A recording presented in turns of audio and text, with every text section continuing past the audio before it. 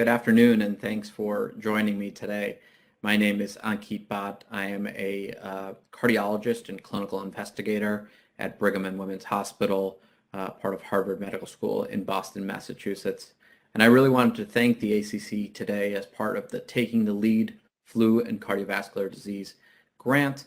I hope to share with you a few tips about influenza infection and influenza vaccination and its effects on cardiovascular outcomes. As you all know, influenza is a viral illness capable of leading to pneumonia, respiratory failure, and more systemic end organ dysfunction. It also stimulates pro-inflammatory cytokines that are linked to increases in atherogenesis and may predispose patients to heart failure. We'll go through some of the data today, but the observational data suggest increased mortality during influenza seasons and a protective effect of vaccination on cardiovascular events. This is a great schematic from Orly Vardeni and Scott Solomon, showing all of the proposed mechanisms in which influenza infection may increase the risk of myocardial infarction or heart attack and increase the risk of developing heart failure. Principally, these reasons include a rise in pro-inflammatory cytokines which occur during acute infection. These can lead to changes in the myocardial oxygen supply and the demand that the heart requires, and ultimately lead to areas of the heart which may become ischemic or have reduced blood flow over time. In addition, some of these cytokines may actually elevate the risk of developing heart failure, which can be a long-standing problem that patients will have to deal with. I'll pause here and say, as we were putting this together, we're of course in the midst of the COVID-19 pandemic, and we're seeing many similarities in terms of the presentations of patients with COVID and cardiovascular events and cardiovascular outcomes to that of what we saw in previous influenza seasons. And so I think it bears in mind the power of small viruses to really affect cardiovascular health. These are data that were published in JAMA Cardiology in 2019. In gray, you can see the typical CDC-defined influenza seasons, and then a plot of the trend of heart failure and MI hospitalizations, along with visits for influenza-like illness. And as you can see, there seems to be a temporal correlation between heart failure and MI hospitalizations with that of typical influenza seasons. Of course, this does not suggest a causative nature, but merely an association, which I think is intriguing and needs to be looked into further and has been looked into further. These are really interesting data from Europe, in which the investigators in a observational design looked at the effect of or the association of vaccination and subsequent cardiovascular outcomes and all-cause death. As you can see, even after aggressive propensity matching and controlling for confounders, patients who had received greater numbers of vaccination had lower rates of all-cause death and cardiovascular death in a dose-dependent fashion.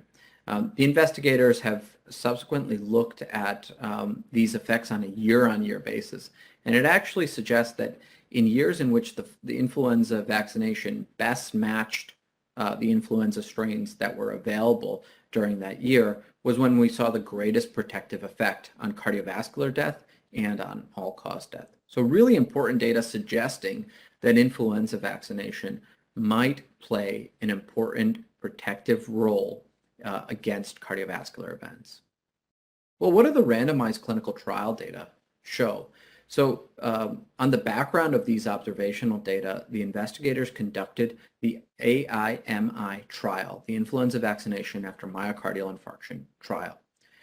There was a planned enrollment of 4,400 patients who had recently undergone PCI or coronary angiography, patients who had a recent myocardial infarction. These are patients with existing coronary artery disease who were randomized to influenza vaccination or placebo and then followed for a primary endpoint of all-cause death, new MI, and stent thrombosis. Ultimately, the trial enrolled about just over 2,500 patients, partially limited because of the COVID pandemic. However, the effect of vaccination on this endpoint was significant, with a hazard ratio of 0.72 in favor of vaccination, which was a statistically significant result. Well, does dose matter? And the best data we have on the dose of vaccination comes from the large NHLBI-sponsored invested randomized clinical trial, which assessed in a one-to-one fashion treatment with high-dose trivalent influenza vaccination versus standard dose quadrivalent vaccination. This came on the bedrock of some evidence suggesting that high-dose vaccination produced greater immune responses, particularly in older patients, and created a plausible mechanism that it may be beneficial in patients who have existing coronary artery disease or existing heart failure. In this trial, over the period of follow-up, there was no statistical significant difference in cardiopulmonary hospitalizations, which was the primary endpoint, between those with high dose versus standard dose vaccination. Importantly, this is distinct from the IME trial, which looked at vaccination versus placebo. In this trial, all patients received vaccination, they just received different doses of it. So this result should not be interpreted in the context of vaccination not being effective. That is not what this trial is saying. It's saying, at least in this studied population, high-dose trivalent vaccination was equivalent to standard dose quadrivalent vaccination as assessed in this patient group. So importantly, I wanted to bring us back to some data suggesting how we're doing in terms of vaccination for influenza. And this, to me, is really concerning. These were data that we looked at within the Get With The Guidelines registry from October 2012 through March 2017. And we're planning on updating these data in the near future. In green, you can see the percentage of patients which refused vaccination, rising from 18% in 2012-2013 to 25% in the 2016-2017 season. This is, of course, cause for concern, particularly given what we're seeing today in terms of the COVID-19 pandemic and some of the struggles around ensuring adequate vaccination. I think it centers us to understand that we need to do everything we can to promote vaccination, not only for COVID-19 in our patients, but also seasonal influenza vaccination, particularly in high-risk cardiovascular patients. Finally, I'll leave you with a little bit about influenza and COVID-19 and some of the recommendations that are coming out of the Centers for Disease Control. They recommend people who have COVID-19, including those with active infection who have tested negative, should receive inactivated influenza vaccination as a B3 recommendation. In addition, influenza vaccine and COVID-19 vaccine can be co-administered at different injection sites. So if you're coming in around influenza season and there is another COVID vaccine that's available, at least per the CDC guidelines to date, you can get both vaccines at the same time.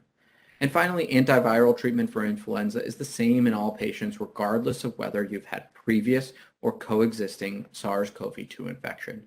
These are important points for us as we're starting to deal with these two viruses, which may, in fact, coexist in the future and may really complicate our understanding of how to deliver the best care.